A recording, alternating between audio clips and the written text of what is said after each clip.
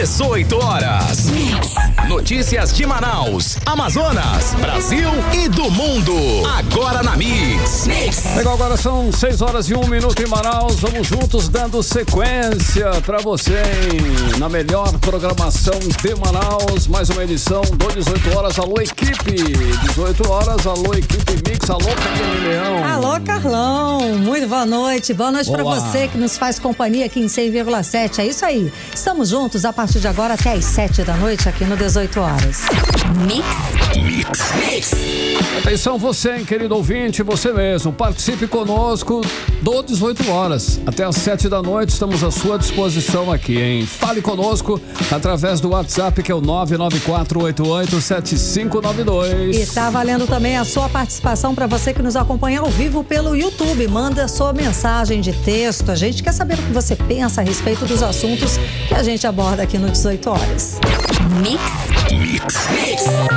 Vamos aos destaques do dia. Ministério Público do Amazonas apura denúncia de prática abusiva no preço da gasolina. Personal trainer e ex-namorados de Dídia Cardoso prestam depoimento à polícia. Trabalhadores da Força de Segurança desmontam um acampamento feito na sede do governo do Amazonas. Levantamento coloca Manaus entre as piores capitais no ranking de acesso a dados sobre políticas públicas. Legal, 6 e 2, mais uma vez boa noite para você em 100,7, você sempre na sintonia certa. Esses e outros assuntos, hein? Os destaques desta terça-feira, 4 de junho de 2024, você confere a partir de agora. No ar, mais uma edição do 18 horas. 18 horas. O abuso nos preços da gasolina em Manaus finalmente teve aí uma reação do Ministério Público do Amazonas, que inclusive instaurou aí um inquérito contra 25 postos para apurar denúncia de prática abusiva na venda dos produtos, Karime. Pois é, Carlão, aquele óbvio, né? Enfim, o Ministério Público identificou aí o óbvio pra gente, uma combinação de preços, reajustes expressivos e uniformes. Exatamente isso aconteceu mais uma vez aqui neste fim de semana. Como a gente falou aqui no 18 horas, a gasolina, né? O preço da gasolina, na maioria dos postos, aumentou. E a gasolina comum, que era vendida a R$ 6,29, foi para R$ 6,59, um aumento de 4,47%. Karime, isso representa um aumento de 30 centavos. Parece pouco, né? Mas a gente sabe que na hora de abastecer, esses centavos aí fazem toda a diferença e fazem falta, sim. E isso porque não houve ruim, aí, né, um né? reajuste nas refinarias em nenhum lugar do Brasil. Então, de onde apareceu aí esses 30 centavos no preço da gasolina? Né? A mais. Porque na hora que a gente vai abastecer, a gente sabe, 15 centavos já faz uma diferença danado, né? Você encher o tanque, né? Exatamente. Bom, e quem tem mais detalhes a respeito desses inquéritos é o repórter André Meirelles, que está aqui com a gente, fala ao vivo sobre o assunto. Boa noite, André. Muito boa noite, Karime. Boa noite, Carlão. Boa noite a você, ouvinte. Então, André, a gasolina aqui em Manaus continua sendo uma das mais caras do Brasil, não é isso? Olha, pelo andar da carruagem, digamos assim, com esse aumento de 30 centavos repentino, a gasolina saiu aí de R$ 6,29. Até então, com esse preço, o Amazonas, de acordo então com os dados da ANP, que é a Agência Nacional de Petróleo, Gás Natural e Biocombustíveis, o Acre aí estaria em primeiro lugar, né, com a gasolina a R$ 6,87. E até então, Rondônia seria a segunda gasolina mais cara, porque o preço saía aí a R$ 6,35. E aqui no Amazonas ficaria nessa terceira posição, porque até então a gasolina ainda é possível encontrar esse preço de R$ 6,29, mas só que agora em alguns postos, a maioria, digamos assim, dos postos de combustíveis aqui da cidade de Manaus, o preço é possível, e os próprios condutores, motoristas, inclusive, que a gente trouxe ontem aqui numa matéria, né? Falando aí, passei no posto de combustível e eu fui surpreendido desde o final de semana, desde domingo, hoje também, hoje, no caso, ontem, segunda-feira, estava R$ 6,59 e a gente não viu aumento em outros estados e só aqui. A própria Petrobras, ela até diminuiu o preço de combustível e não aumentou, né? Então não tem porquê, porque apesar daqui que a gente sabe que é independente, que é uma outra refinaria, mas a gente não entende essa justificativa. Inclusive eu tenho esses dados aqui que você falou, Karime, da Petrobras, como é que funciona essa política de preços aí em outros estados. Daqui a pouco a gente traz, né? Mas só que a gente vai falar que por causa desse aumento, somente aqui no estado, o Ministério Público do Amazonas instaurou inquéritos contra 25 postos de combustíveis em Manaus, isso para apurar a denúncia de prática abusiva na venda de produtos. Os inquéritos foram instaurados pela promotora Sheila Andrade dos Santos e publicados ontem no Diário Oficial do Ministério Público aqui do estado. A promotora determinou que os representantes dos postos fossem informados sobre a instauração dos inquéritos e deu um prazo de 15 dias úteis para se manifestarem sobre a informação coletada pelo PROCON, que é o Programa Estadual de Proteção e Orientação do Consumidor aqui do estado do Amazonas, de que faz essas pesquisas semanais mostrando preços.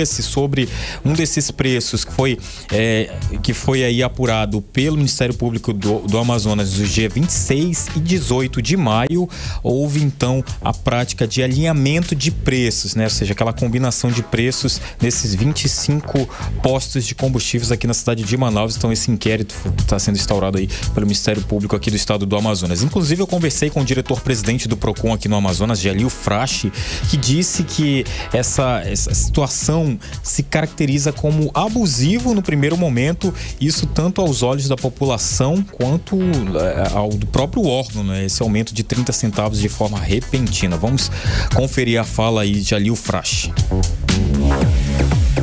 Em relação à coordenação do aumento, todos aumentando esses 30 centavos, nós não temos o poder de investigar a prática de cartel, mas em relação à abusividade no preço do combustível, nós estamos atentos e nós já iniciamos as nossas ações de fiscalização hoje, segunda-feira, com o objetivo de coibir essa prática. Nós já obtivemos sucesso em outras operações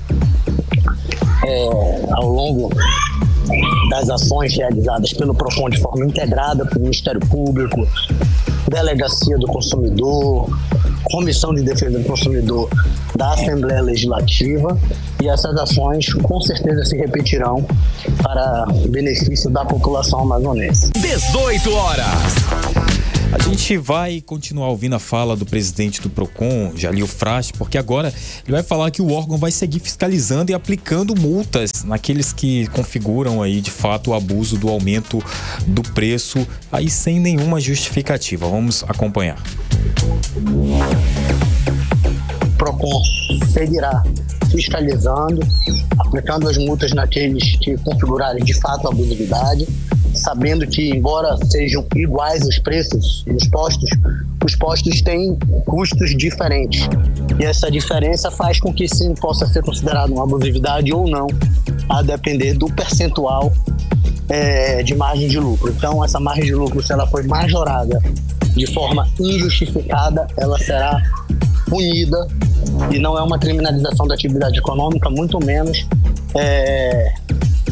dos empresários. É uma criminalização da conduta praticada para prejudicar e desequilibrar a relação de consumo. 18 horas.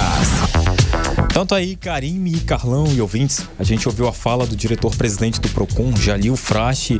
Olha só, a gente vai também ouvir a fala de Orígenes Martins, que é economista. Ele também está por dentro desse assunto. Segundo ele, Manaus tem um problema sério de combustível, que além das questões referentes ao problema aí da distribuidora, né, todo o problema envolve a questão todo esse problema que envolve, além da questão do transporte, existe um problema do cartel, né? Ou seja, todos os postos de Manaus pertencem a um grupo que, segundo o economista, né, esse grupo acaba, né, não tendo uma concorrência, acaba fazendo o que quer. Vamos conferir.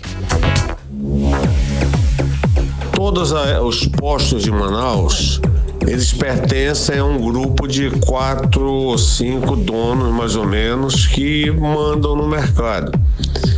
Então, o que acontece? Quando interessa a esse grupo, é fácil eles, ou de forma combinada, ou mesmo de forma mais ou menos estruturada, aumentarem por conta deles e por interesses o preço do combustível.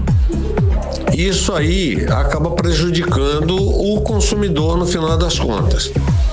Infelizmente, essa é uma realidade que nós não podemos fugir.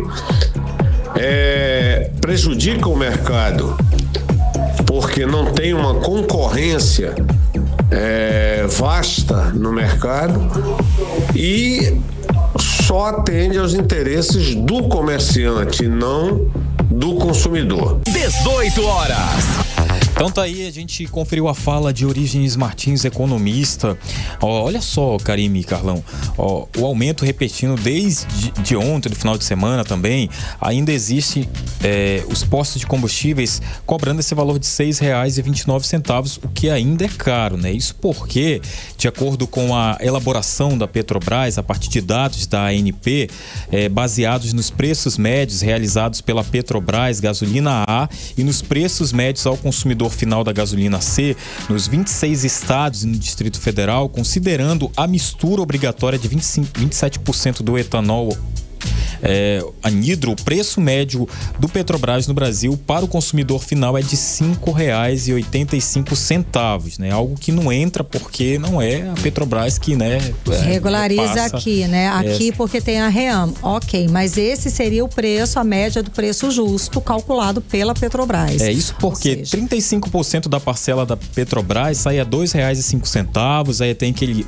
11,8% dos impostos federais que sai a 69 centavos, 23,4% do imposto estadual sai a R$ 1,37, 12,1% do custo etanol anidro sai a 71 centavos e 17,6% de distribuição e revenda sai a R$ 1,03. Então, ou seja, se a gasolina fosse vendida pela Petrobras diretamente aqui no estado do Amazonas, somando todos esses impostos, chegaria em média para o consumidor final a R$ 5,85, Karime Carlos. Seria muito bom, né? Muito obrigada, André Meirelles, pelas informações. Poxa. 6h12, você era o melhor mix do Brasil. 18 horas.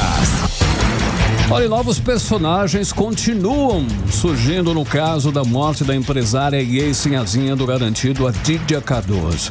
Personal trainer e o ex-namorado de Dídia prestaram depoimento à polícia agora. E quem está acompanhando esse caso, Carlão, é a repórter Nathalie Moraes. Nathalie está aqui com as últimas atualizações. Boa noite, Nathalie. Então, parece que tinha um carro de Dídia que estava sendo procurado e foi encontrado hoje à tarde. O que a gente sabe mais a respeito desse carro? Parece que ele estaria com o ex-namorado de Dídia, com o Bruno Roberto. É isso, Nathalie? Conta pra gente. Boa noite. Boa noite, Karime. Boa noite, Carlão. Boa noite, ouvintes do programa 18 horas. Então, Karime, né? Muitos desdobramentos nas últimas 24 horas envolvendo aí o caso da morte da ex-sinhazinha do Garantido, Dídia Cardoso. Isso porque, né, no início da tarde dessa terça-feira, o carro da ex-sinhazinha foi encontrado abandonado em um estacionamento de uma loja na Avenida Boulevard Álvaro Maia, na Praça 14, na Zona Sul, aqui de Manaus. E aí, Karime e Carlão, segundo testemunhas, o carro modelo Fiat Uno de cor verde estava estacionado ali naquela clínica desde a última quarta-feira, um dia depois aí da morte da empresária. E aí o que aconteceu, né? De imediato, quando o delegado Cícero Túlio, ele que é titular do 1º Distrito Integrado de Polícia, que vem presidindo as investigações em torno desse caso, desde o anúncio da morte da sinhazinha, mas como a gente disse, né, durante a Operação Madágora, essas investigações, elas já estavam acontecendo há pelo menos 40 dias antes da morte da Dídia. A morte dela foi só o estopim, né, para que essa operação tivesse sido deflagrada, como nós mostramos e estamos acompanhando aqui no 18 horas. Inclusive as advogadas de defesa da família da Cardoso afirmaram que se a operação tivesse sido deflagrada anteriormente, Dídia estaria viva, mas estaria presa, assim como a mãe Cleusimar Cardoso e o Ademar Cardoso, o irmão da Dídia. Continuando, o que aconteceu hoje? O delegado descobriu, né, recebeu aí essa informação de que o carro estaria em uma loja no Boulevard, estacionado. De imediato a polícia foi até o local, eles arrombaram o carro e aí o carro foi apreendido e levado para o 1º Distrito Integrado de Polícia. E aí, quando o carro chegou lá, logo em sequência, chegou a advogada Lidiane Roque, a advogada de defesa da família Cardoso, para tentar ir fazer a retirada desse carro. Até então, a advogada afirmou que o carro teria ficado no prego no último dia, um dia após o falecimento de Dídia, e que ela teria ido recolher, mas ela não afirmou com quem estava esse carro, não deu mais detalhes. E aí várias especulações foram criadas, até, Karime, que vazou um vídeo, né, mostrando o Bruno Roberto empurrando. Quem é Bruno Roberto? É o ex-namorado. O ex-noivo, né? O ex-noivo da Dídia Cardoso, o ex-namorado, né? A pessoa na qual ela tinha um certo envolvimento.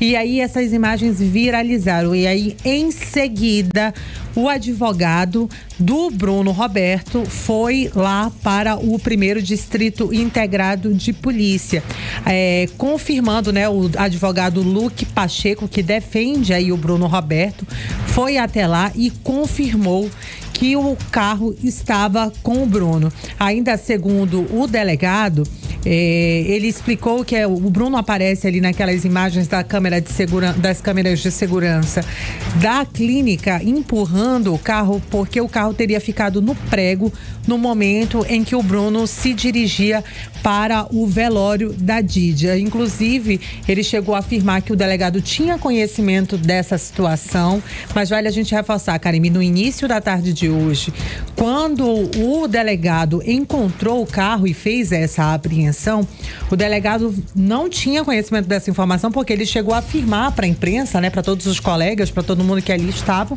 que ele acreditava, inclusive, que o carro da Dídia teria sido usado por familiares no momento de fuga durante a deflagração da Operação Mandágora. Certo. Então, assim, é mais uma especulação, é mais trabalho de investigação. Que a polícia depois vai esclarecer pra gente. Vai esclarecer pra gente. Só que assim, Karime, né? O Bruno, ele teve na delegacia ontem para prestar esclarecimentos, para prestar depoimento. Inclusive, a gente até falou sobre essa situação ontem aqui no programa 18 horas. Ele chegou na delegacia por volta das 4 horas da tarde. Esse depoimento dele durou cerca de 1h30 e muitas especulações foram criadas, né? Já que o Bruno Roberto, segundo as investigações, ele teria passado a noite com a Dídia na última véspera da morte. Exatamente. Dela. Inclusive, as investigações mostram que foi ele quem constatou que ela estava sem vida e teria acionado a polícia militar. Então, ele é uma peça-chave nessas investigações para tentar esclarecer o que de fato teria acontecido, né? E aí, durante a chegada, o Bruno, ele preferiu não responder a muitas perguntas, né? Vários colegas da imprensa estavam lá no local. E aí, ele foi perguntado sobre a seita Pai e Mãe Vida, já que, inclusive, né, ele chegou a várias imagens viralizaram nas redes sociais mostrando que o Bruno tinha a tatuagem no peito com o nome da seita, né? Ele chegou a ser questionado sobre a seita, sobre o uso da ketamina, o envolvimento com a sogra, que também foi uma situação especulada pelos colegas da imprensa, mas o Bruno preferiu não declarar nada. Depois de 1h30 de depoimento, ele foi liberado. A gente vai conferir agora o momento em que o Bruno deixou o 1º Distrito Integrado de Polícia. Aí você veio se apresentar aqui com o delegado, veio conversar com o doutor? Tranquilo. Só isso mesmo pra falar. Qual é a tua relação com a Dídia? Minha ex. Isso, só isso, tá? Tu estava na casa no dia que aconteceu a morte dela? Nada a declarar, tá? 18 horas. Karime e Carlão, a gente ouviu aí a fala do Bruno Roberto, né? Ele que seria aí o ex...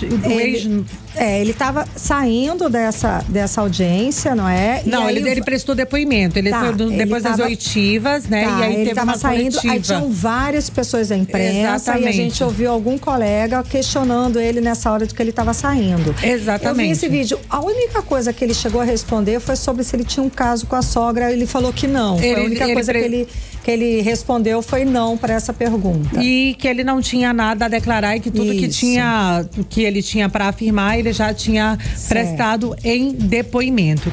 E aí, Karime, hoje, né, na manhã desta terça-feira, quem foi à polícia foi o Atos Moraes Silveira. Ele que é aí o ex-personal da família Cardoso. Segundo as investigações, ele teria, né, inserido a família nesse mundo aí da cetamina, da ketamina.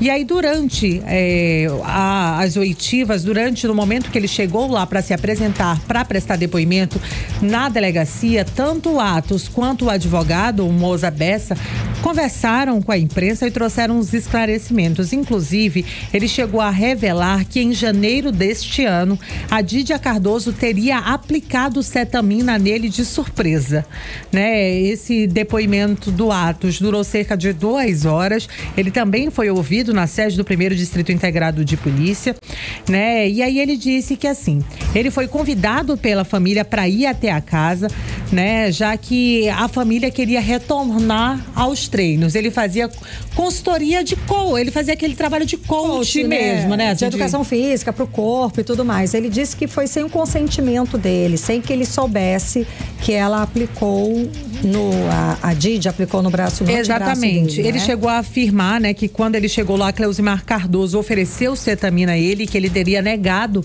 né, aí fazer esse uso. E aí, enquanto ele conversava com o Ademar na cozinha, a Dídia Cardoso chegou pelas costas e aplicou a cetamina no braço, sem que ele tivesse consentimento. A gente vai ouvir aí agora a fala do Moza Bessa, ele que é o advogado de defesa do Atos Moraes Silveira, que seria aí o personal coach da família Cardoso. Vamos conferir.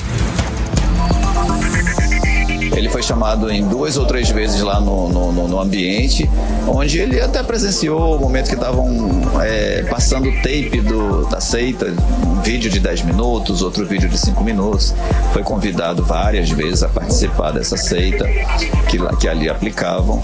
E um dos encontros ele foi surpreendido pela falecida, pela Dídia, quando a Dídia fez o uso de uma agulha de insulina com ketamina e fez a aplicação nele sem autorização, o que causou revolta, chateação na pessoa do Atos. Em algum momento ele chegou a fazer um boletim de ocorrência ou ele apenas ficou chateado, reclamou e não voltou mais? Não, ele não fez nenhum boletim de ocorrência, até porque, como ele disse, eu já vi que a família já não estava legal, já estava bem prejudicada. E eu ainda fazer uma situação dessa, eu preferi não fazer. Fiquei aborrecido, chateado, me desliguei de vez, porque o Atos tinha uma relação, rompeu a relação e depois foi chamado pelos rapazes para fazer esse auxílio, essa espécie de socorro. 18 horas.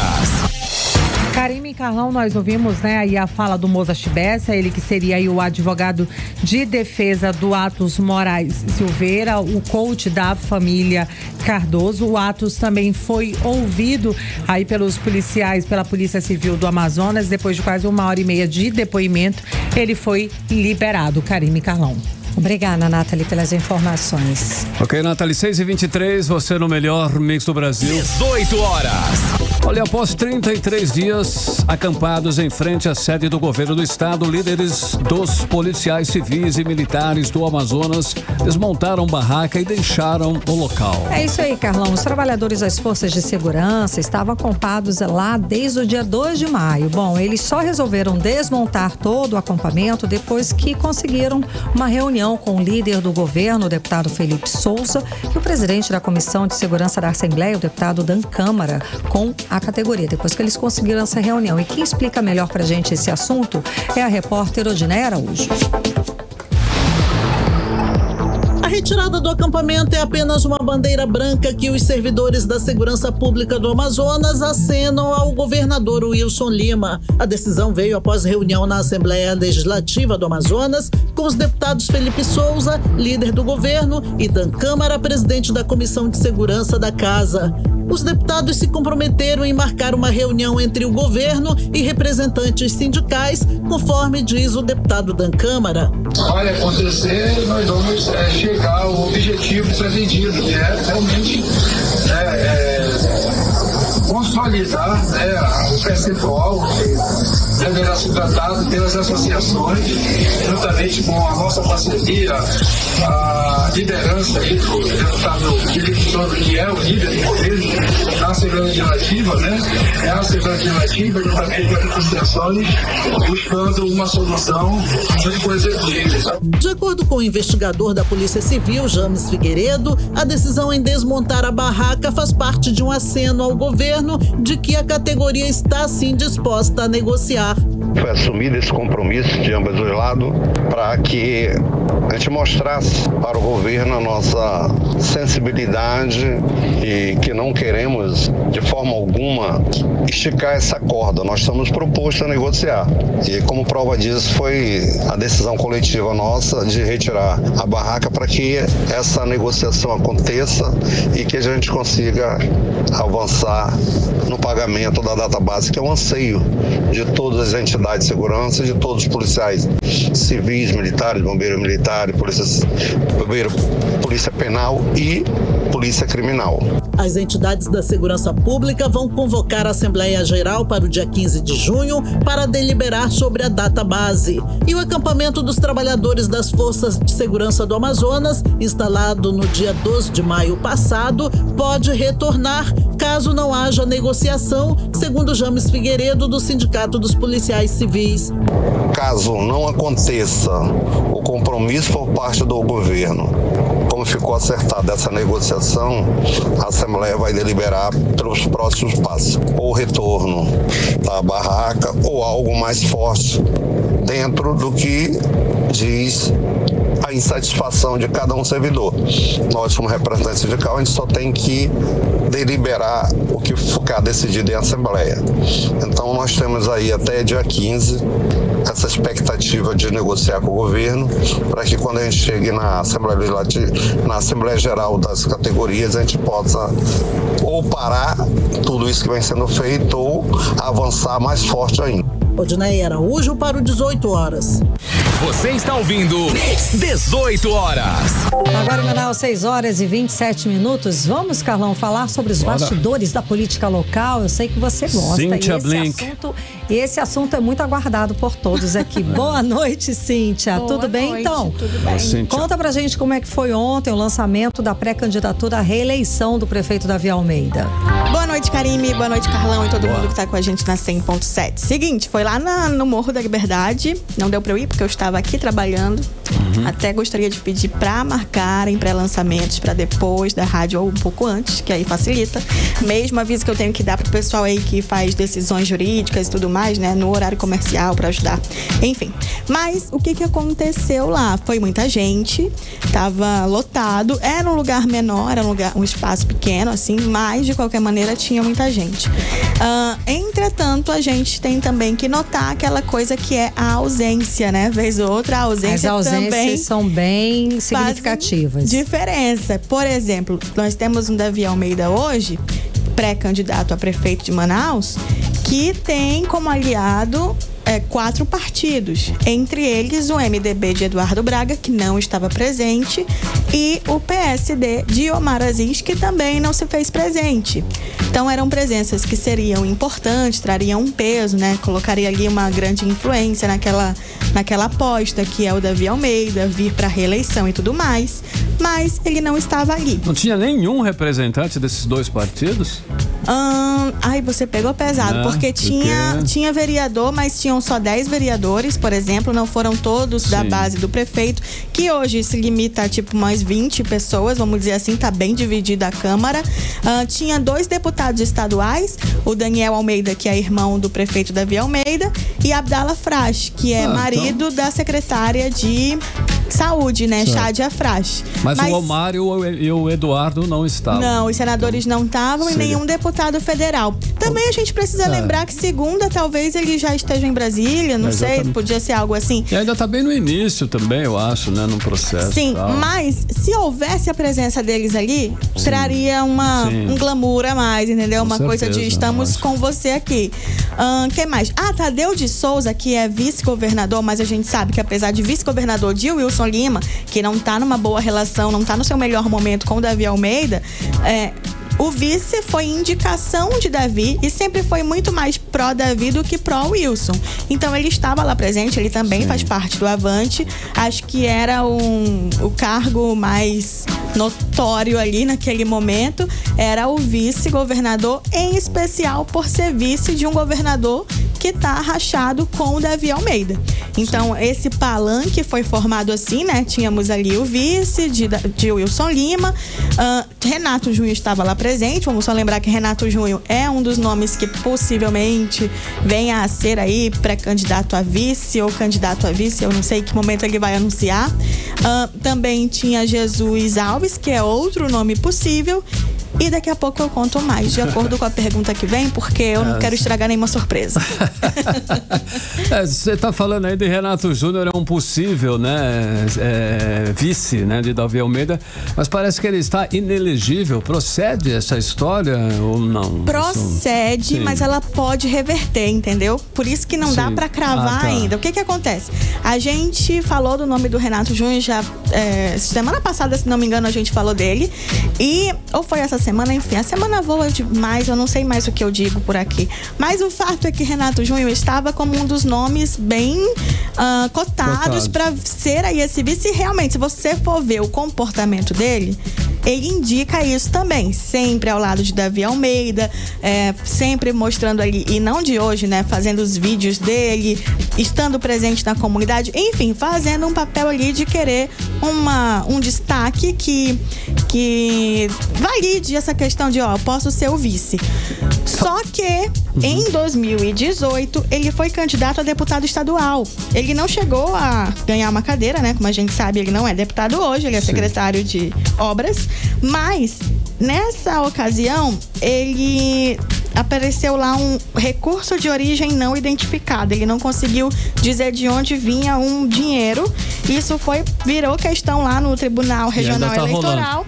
E por isso ele é ficha suja. Já tá rolando, Exatamente. Ele tem até o dia 6 para regularizar essa situação. Sim. E também, eu tô de olho no Diário Oficial para saber se o nome dele vai sair, se ele vai ser exonerado ali da secretaria, porque ele precisa sair. Tanto ele como o Jesus Alves, qualquer um dos Qual é o prazo? É esse mês? Até amanhã. Até amanhã, Até amanhã para estar no Diário Oficial. Mas às vezes o Diário Oficial, apesar de ser diário, ele só vem ser publicado depois. Sim. Mas até dia 5 o nomezinho dele tem que estar lá como exonerado, se for para ele ser o vice. Então a gente segue de olho no diário e nas decisões do TRS. Ele vai conseguir resolver lá e aí sim ele poderia ser esse nome. Mas ele não é o único nome que você fala, só é o nome mais falado. Cíntia, tem vários vices aí, né, nessa mandato aí do Davi, nesse possível, né, segundo mandato do Davi. Inclusive, tem algum vice novo aí na área que a gente ainda não mencionou aqui? Apareceu. Um vice novo do qual eu jamais tinha escutado falar. Mesmo, né? Mas de acordo com o BNC, temos aí o PM William Oliveira Dias, que é chefe da Casa Militar da Prefeitura. Sim. Ele estava lá no palanque, estava no primeiro plano, assim. Entretanto, ele não falou nada, ele só estava lá parado, entendeu? E BNC vem com esse furo dizendo que, o William tem que olhar para ele sim, porque ele pode vir a ser um dos vices, ele é um dos possíveis vices de mais um vice no páreo, é isso? Exatamente. A gente chegou a falar que era Renato Junho ou então Jesus Alves, que é secretário de Habitação, que foi indicação de Eduardo Braga, ou um nome que a gente jamais saberia que é, e aí pode surgir do nada. Surgiu. Pronto, falei? Tá aí. Falar em vice, o vice-governador Tadeu de Souza alfinetou o principal adversário de Davi Almeida. Foi isso mesmo, só que ele não citou nomes. Ele falou como é o milagre, mas não contou o santo, é isso? Ele fez com endereço, com tudo. CEP. CEP, tava tudo lá, entendeu? Digital, tudo direcionadíssimo. QR Code. Então conta. Mas não veio o nome. Mas quem é o principal? Quem é o que ameaça tirar ali a cadeira de Davi Almeida? Amon Mandel. E Tadeu foi justamente na parte da experiência, né? Falou que ele não citou o nome, ele não fez exatamente uma crítica, mas falou que Manaus precisa de alguém com experiência e não alguém que tá, aventurando, digamos assim, ou começando agora. Fez a Suzana Vieira, né? Não tem paciência para iniciante, para quem estagiário. Tá começando. Não? É isso, eu trago mais informação para você amanhã. Beleza. Obrigada, Blink. Até amanhã. Valeu, Cíntia. Até amanhã, 6h34. Você no melhor mix do Brasil. Brasil. 18 horas. Olha só, em Manaus é a 20ª capital no ranking acesso a dados sobre políticas públicas. Numa escala aí de 0 a 10, Manaus recebeu nota 3 no levantamento da Open Knowledge Brasil, organização não governamental que se dedica a promover a transparência de informações, Karine. É uma nota baixa, né? E numa escala de 0 a 100, Manaus recebeu 3. Gente, de 0 a 100, 3 reprovou, né? Tá de recuperação, não, né? De recuperação, acho que foi direto. Reprovou direto. Bom, segundo a avaliação, Carlão, a classificação aqui de Manaus é opaca, é o nome que eles usam, né? Que isso significa o quê? Que é inferior ao nível baixo. Então, para ficar no nível baixo, precisa melhorar.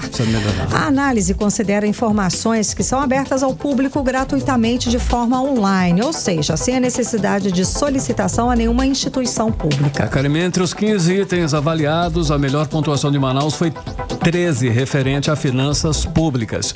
A capital recebeu nota 0 na disponibilidade de dados sobre assistência e desenvolvimento social, cultural, esporte, lazer, habitação, infraestrutura urbana, legislação, meio ambiente, mobilidade, transporte público, ordenamento territorial e uso do solo de segurança pública. Tudo Só isso foi 0. Zero, meu Deus, reprovou direto ainda. Nota 0. Bom, em Manaus recebeu nota 9 em administração pública, 2 em educação, 11 em saúde e 5 em governança de dados. Bom, a melhor pontuação da capital foi no acesso de dados sobre servidores, salários do funcionalismo e folha de pagamento. Lembrando que é de 0 a 100 a pontuação. Pois é, né, ou seja, baixíssimas notas, né? 6h36, você no melhor Mix do Brasil. 18 horas. Continue aí, 100,7. Daqui a pouquinho de Brasília nós vamos saber como está o debate sobre o reajuste dos planos de saúde. Esse é o nosso assunto em instantes, já para você aqui no 18 horas. Mix. Agora 6h36, vamos conferir a previsão do tempo para amanhã, quarta-feira. E é com ela, Karine Leão. Previsão do tempo. E segundo informações do Climatempo, para amanhã a previsão é de sol com algumas nuvens. Deve chover rápido durante o dia e a noite. A mínima prevista 25 graus, a máxima não deve passar dos 31 graus. As chances de chuva são de 17%. E a umidade relativa do ar fica entre 72% e 97%. Mix. Legal, o nosso Rio Negro subiu mais 3 centímetros de ontem para hoje, elevando agora o nível das águas no Porto de Manaus para 26 metros e 58 centímetros acima do nível do mar. Mix. Olha só, o Brasil amplia a rota amazônica para integrar 4 portos, incluindo de Manaus até o Pacífico. Olha que notícia. A previsão do governo brasileiro é que a integração deve encurtar em 7.000 quilômetros a distância que os produtos brasileiros levam até o mercado asiático. E olha só que volta, né, Karine? Muito importante, olha aí. Essa rota, Carlão, ampliada é uma das principais apostas do governo Lula para expandir essa integração do Brasil com a Ásia. Vamos entender melhor esse assunto agora com a Giné Araújo. A nova rota de escoamento dos produtos brasileiros até o mercado asiático prevê uma economia de 20 dias no tempo do transporte da produção brasileira até a Ásia, ou 7.000 quilômetros a menos. Para isso, o Brasil revisou as rotas do Plano de Integração Sul-Americana e ampliou o traçado feito na região amazônica com o apoio do Peru, Equador e Colômbia. Apelidado de PAC da integração, o plano é composto por 5 rotas. A Rota 2, por exemplo, que passa a se chamar Rota Amazônica, vai desembocar em 4 portos no Oceano Pacífico: Tumaco, na Colômbia, Manta, no Equador, e Paita e Xancai, no Peru. O traçado original liga Manaus a Manta, no Equador. A Rota 2 tem potencial de se consolidar como um importante caminho de escoamento dos produtos da floresta da bioeconomia. Nessa rota, estão previstos investimentos para a sinalização na hidrovia do Rio Solimões e criação de aduanas da Receita Federal em Tabatinga e em Santo Antônio do Içá, no interior do Amazonas, para a liberação de mercadorias. Para o secretário de Desenvolvimento Econômico, Ciência, Tecnologia e Inovação do Amazonas, Serafim Corrêa, quanto mais rotas tiverem pelo Oceano Pacífico, melhor será para o escoamento da produção da Zona Franca de Manaus. O Brasil precisa se integrar com a Ásia pelo Pacífico e também com o oeste dos Estados Unidos, a costa oeste dos Estados Unidos. Isso é muito importante e há um empenho muito grande do governo do presidente Lula nessa direção. Para o Amazonas isso é fundamental, seja pelo Porto de Manta, seja pelo Porto de Paipa, seja pelas novas alternativas e também e principalmente o Porto de Xangai no Peru, que é um investimento do governo chinês no Peru da ordem de 18 bilhões de reais. Portanto, um investimento para valer e que vai fazer uma saída e uma entrada para o Brasil pela costa do Pacífico. A expectativa do Ministério do Planejamento é que a rota amazônica esteja completa no ano que vem, antes do prazo previsto inicialmente, que é 2026. O megaporto de Xangai, no Peru, por exemplo, deve ser inaugurado em novembro desse ano pelo presidente da China, Xi Jinping. Esse porto tem potencial de atrair o agronegócio do Brasil e assim deslocar o tráfego marítimo ao longo da costa do Pacífico, em contraponto ao Porto de Santos, voltado para o Oceano Atlântico. Com as novas rotas, o governo brasileiro pretende também aumentar o comércio bilateral na região. Nos próximos dias, o presidente Lula vai editar um decreto criando uma comissão interministerial com a participação de 12 pastas para acelerar os projetos. Odneia Araújo para o 18 horas. Você está ouvindo 18 horas. Agora 6h41 aqui em Manaus. Vamos para Brasília, Carlão? Bora lá para Brasília, capital federal. Bora lá conversar com o nosso correspondente, o jornalista Carlos Eduardo Matos. Cadu. Boa noite, Cadu. Então, o senador Eduardo Braga e o deputado Silas Câmara foram os que mais tiveram emendas pagas pelo governo Lula. Cadu, explica essa história pra gente. Boa noite. Mesmo, Karime, boa noite para você, minha querida. Boa noite, Carlão. Boa noite, ouvintes do programa 18 horas. Karime, eu fiz um levantamento com base nos dados do Portal da Transparência sobre o volume de recursos pagos pelo governo federal ao estado do Amazonas esse ano, a pedido dos deputados e senadores por meio das emendas parlamentares impositivas. Só para explicar para o nosso querido ouvinte, emendas parlamentares são aqueles recursos do orçamento público que o parlamentar tem por direito constitucional encaminhar para onde ele quiser. Pode ser para uma prefeitura, pode ser para uma entidade, pode ser para o governo do estado, enfim. Impositivas porque são recursos que o estado tem por obrigação repassar para o destino que o parlamentar escolher. A prioridade é saúde, Karime. Metade das emendas, por lei, tem que ser encaminhada para a saúde. E o governo federal prioriza sempre a saúde na ordem dos pagamentos, ou seja, saiu dinheiro, teve pagamento já feito para a área de saúde no estado do Amazonas. Dito isso, Karime e Carlão, eu fiz esse levantamento com base nas emendas pagas esse ano, 2024, pelo governo Lula. E o Amazonas recebeu, até o momento, 204 milhões de reais. 97% desse valor, desse montante, foi para a saúde, Karime.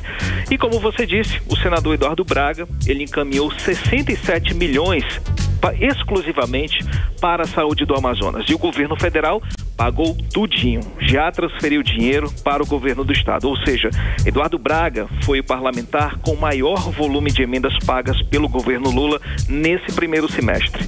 O deputado Silas Câmara fez a mesma coisa, ele destinou 21 milhões de reais só para a saúde do Amazonas e o valor foi 100% pago pelo governo Lula e o valor já foi transferido também para o governo do estado. Portanto, Silas Câmara e Eduardo Braga são os que lideram a lista de contemplados pelo governo Lula com pagamento de emendas.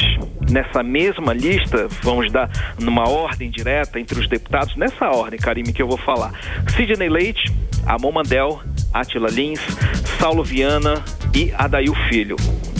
Estão na ordem da lista que teve pagamentos já feitos a pedido deles pelo governo federal. O deputado Capitão Alberto Neto é o último da lista, Karime. Ele foi o deputado que teve o menor valor de emenda paga pelo governo Lula esse ano, só R$ 4.600. Ele destinou 17 milhões para a saúde do Amazonas, mas o governo Lula ainda não pagou. Esses 4.600 são uma pequena parte, uma microparte de R$100 mil que ele destinou para o setor aquaviário.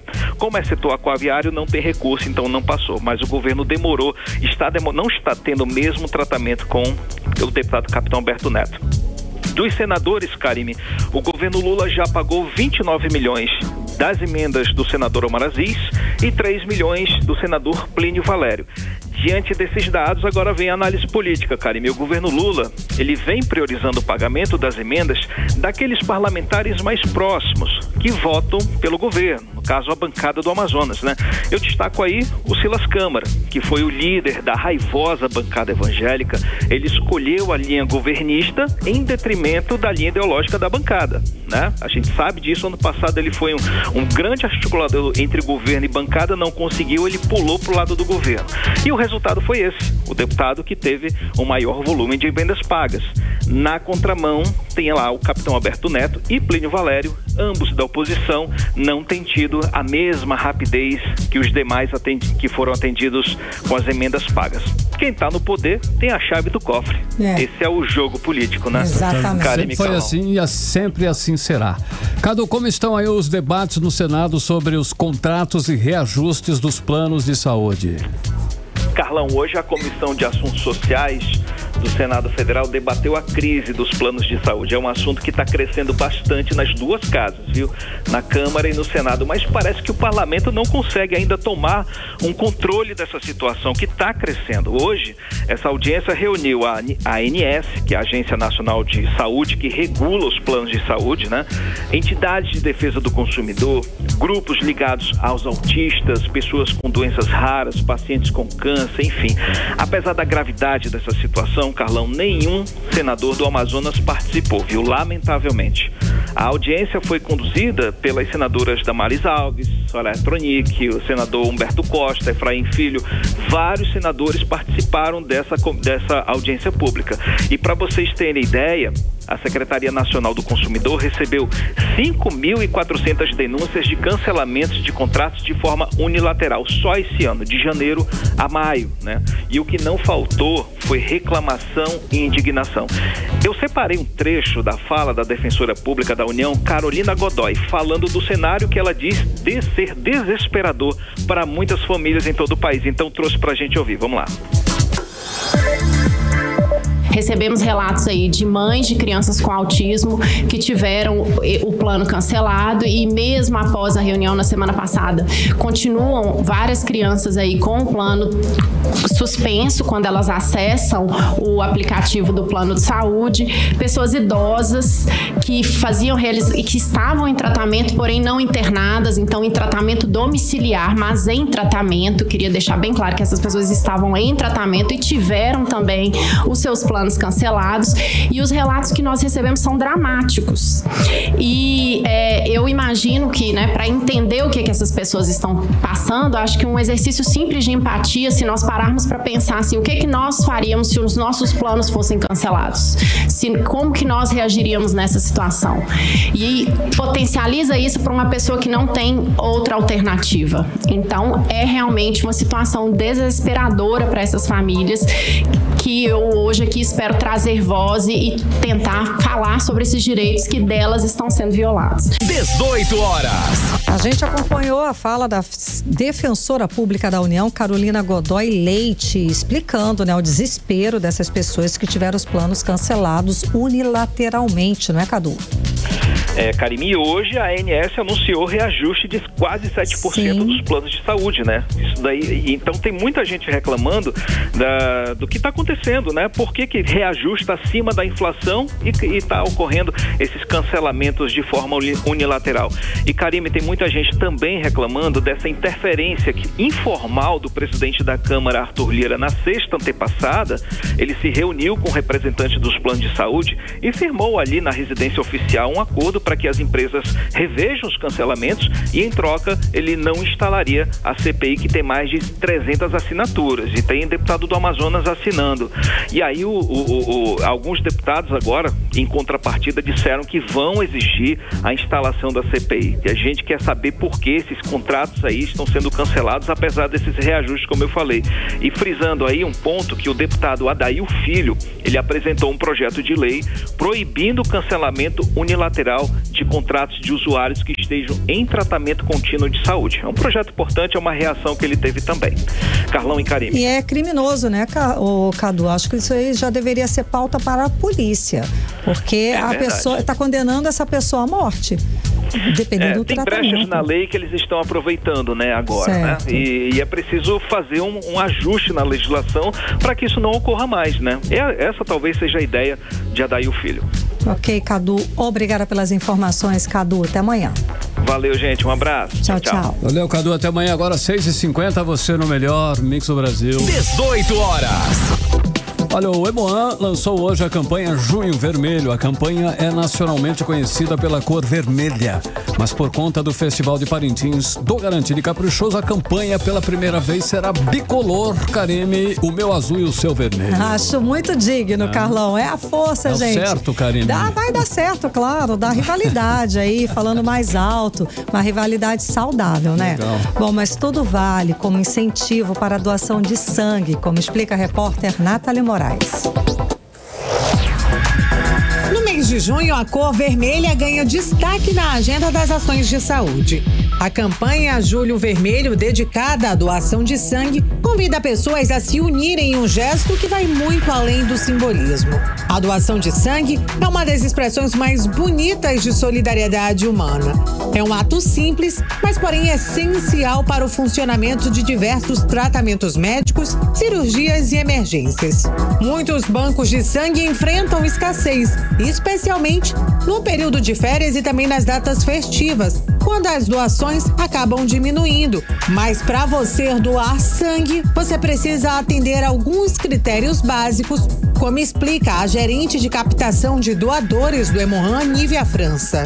A doação de sangue ela é de suma importância para que nós tenhamos um estoque para atender toda a população do estado do Amazonas. Porque o sangue ele não é fabricado em laboratório, não tem nenhuma outra coisa que substitua o sangue no momento de fazer um tratamento, uma terapia a partir dessa necessidade. Então, nós precisamos que as pessoas compareçam até o Emoan e façam a doação. Uma doação pode salvar até 4 vidas. A campanha é nacionalmente conhecida pela cor vermelha, mas em Manaus, pela primeira vez, a iniciativa será em parceria com os Bumbais Caprichoso e Garantido, com a campanha Junho Azul e Vermelho de incentivo à doação de sangue. O lançamento da campanha aconteceu hoje no Emoan, com a participação dos Bumbais Azul e Vermelho. Nathalie Moraes para o 18 horas. Você está ouvindo 18 horas. Às 6h52, você no melhor Mix do Brasil. E olha só, o governador Wilson Lima lançou esta semana a Operação Aceiro 2024 para combater incêndios florestais aqui no Amazonas. Karine. Olha aí, Carlão, essa operação já é uma medida preventiva contra a estiagem que a gente está esperando aqui no estado esse ano. Pelo menos 60 bombeiros vão ser enviados para 12 municípios da região metropolitana de Manaus e região sul do estado. O repórter André Meirelles traz os detalhes pra gente. 60 bombeiros militares serão enviados a 12 municípios da região metropolitana de Manaus para atuar no combate a incêndios florestais. O envio faz parte da Operação Aceiro 2024, lançada nesta segunda-feira pelo governo do Amazonas. Um aplicativo e a entrega de novos veículos devem reforçar o monitoramento das áreas e o operacional da corporação. A Operação Aceiro é composta por 6 fases, com atuação prevista durante todo o período do verão amazônico. Segundo o governador, a operação com foco no combate a incêndios teve o lançamento antecipado como parte das ações preventivas para minimizar o impacto da forte estiagem prevista para este ano. Nós estamos já preparando nossa tropa. Nós iremos enviar ainda nesse mês de junho 60 homens para aquela região do sul do Amazonas, onde há uma pressão maior pela abertura de novas áreas. Da mesma forma que o governo federal, através da Senasp, está encaminhando 60 homens para o estado do Amazonas e que também atuarão nessa região. Um aplicativo foi lançado, criado para uso exclusivo da corporação, com o objetivo de ampliar o monitoramento estratégico de incêndios. Por meio dele, é possível consultar as áreas com maiores focos de incêndio. André Meirelles para o 18 horas. Você está ouvindo 18 horas. Olha só, a Justiça autoriza a cobrança com valor maior no Zona Azul aqui em Manaus. Isso mesmo, anote aí, olha só. A empresa Tecnologias de Trânsito da Amazônia, que administra o sistema de estacionamento, foi autorizada pela Justiça a cobrar a tarifa integral de R$ 3,98 agora. Antes o valor era R$ 3,50. Pois é, Carlão, no entanto, a empresa disse que por enquanto não há previsão da mudança no valor da tarifa, tá? A empresa recorreu à justiça em abril, gente. O que aconteceu? Em abril deste ano, a empresa recorreu à justiça para cobrar o valor integral sob a alegação de que está tendo prejuízo milionário, pois só 30% dos motoristas pagam pelo serviço. Em Manaus, a empresa gerencia cerca de 5,1 mil vagas em vias públicas, sendo 3,8 mil no Centro Comercial e Histórico de Manaus e 1,3 mil vagas no conjunto Vieira Alves, zona centro-sul da capital. Carlão, você já usou esse estacionamento? Já eu já tentei usar várias vezes. Eu não consigo encontrar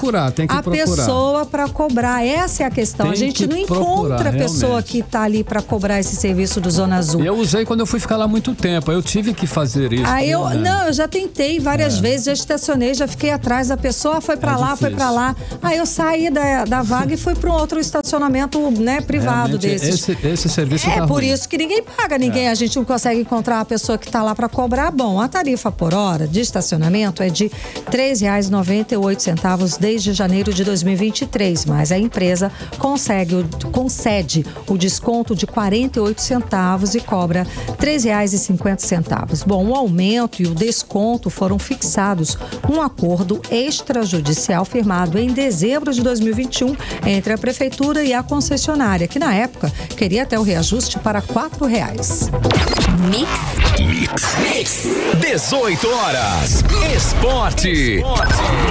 Legal, quando são 6h56, vamos para o nosso giro esportivo. Cid Soares já está na área e Cid tá aí, né? Ontem o Amazonas perdeu um pênalti já no finalzinho da partida e, claro, né? Acabou perdendo, Cid. É isso mesmo, olha, o Operário venceu o Amazonas ontem à noite no estádio Germano Kruger, lá em Ponta Grossa, no Paraná, em duelo válido pela 8ª rodada da Série B do Campeonato Brasileiro. E agora está a 2 pontos do rebaixamento. Esse movimento todo aí é muito complicado para o Amazonas. E esse jogo, o Rodrigo Rodrigues, né, marcou o gol da vitória. No fim, Diego Torres teve a chance, né, em penalidade, mas acertou a trave. Deu ruim de todo jeito. O técnico Rafael Lacerda iniciou o processo de avaliação dos pontos positivos e negativos para buscar ajustar, visando o duelo em casa, agora contra o Brusque, lá de Santa Catarina, no próximo sábado, dia 8. Casa, quando se fala, sabe que é Arena da Amazônia, então programa, isso aí vai ser muito legal. O Lacerda disse que para ele e para a comissão ficou claro que a Onça acabou desenvolvendo mal, né, o primeiro tempo em comparação com a segunda etapa. Com o triunfo, o Operário encerra a sequência de 6 jogos sem vitória e respira na classificação. Lembrando mais uma vez que a Onça Pintada volta a campo próximo sábado, dia 8, 4 da tarde, Brusque, aqui na Arena da Amazônia. E o Atipato enfrenta o Grêmio hoje pela Taça Comebol Libertadores, 4ª rodada. Os times vão a campo no gramado do Atipato Cap Acero a partir das 8 da noite, o nosso horário aqui de Manaus. E ainda hoje, né, o Real Tomayapo enfrenta o Internacional pela Copa Sul-Americana, 4ª rodada. Os times vão a campo no gramado do quarto centenário a partir de 8h30 da noite, o horário de Manaus. E o Flamengo amassou o Vasco por 6-1, né? Essa notícia é velha. Não, Flamengo, é velha, mas é boa. É velha, mas é boa. Eu acho, inclusive, muito pertinente essa notícia. Não foi deselegante. Foi deselegante. Eu errei. Gostei, Cid. Foi deselegante o Flamengo. Mas eu ia falar do Flamengo mesmo. O Flamengo vem de uma sequência de 5 vitórias consecutivas, aí com essa boa fase. Os torcedores estão ansiosos para acompanharem o Flamengo em seu próximo compromisso. No entanto, não vai rolar jogos da Copa do Brasil nem Libertadores em junho, portanto, curtiu o boi. E o Brasileirão, né, terá uma pausa aí devido à data FIFA. Logo a próxima partida do Flamengo está marcada para terça-feira, 13 de junho, 8 da noite, horário de Brasília, no Maracanã, contra o Grêmio.